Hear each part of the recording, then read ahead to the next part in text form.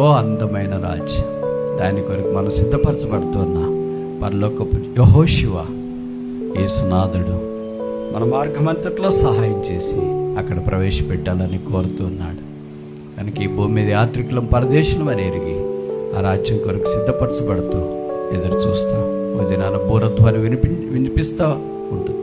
ఈరోజే ప్రభు వస్తే ఎంత బాగుంటుంది, ఇప్పుడే వస్తే ఎంత బాగుంటుంది. భోజనం చేయకుండా ఎత్తబడవచ్చు, భోజనం అంతా వేస్ట్ అవుతుందని మీరు అనవచ్చు.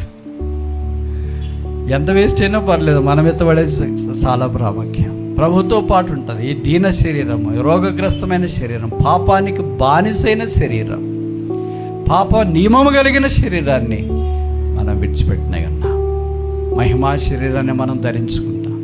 ప్రభుతో పాటు ఉంటానికి కొనిపోబడతాం. అందుకనే మీకు చెప్తున్నాం కదా, బాగా ఇంకోసారి కూడా చెప్తాం, బంగారం గింగారం ఎక్కువ సంపాదించుకోవద్దండి. ఎందుకంటే అన్ని లోకంలో విడిచిపెట్టాల్సిందే.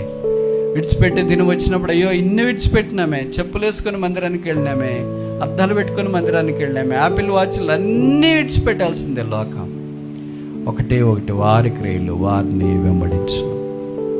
మనం ప్రభు కొరకు జీవించింది మనతో పాటు పరలోక రాజ్యంలోనికి వస్తే ప్రతి వారి క్రియలు చొప్పున వారికి సిద్ధపరిచిన బహుమాన ప్రభు ఈయనై ఉన్నాడు.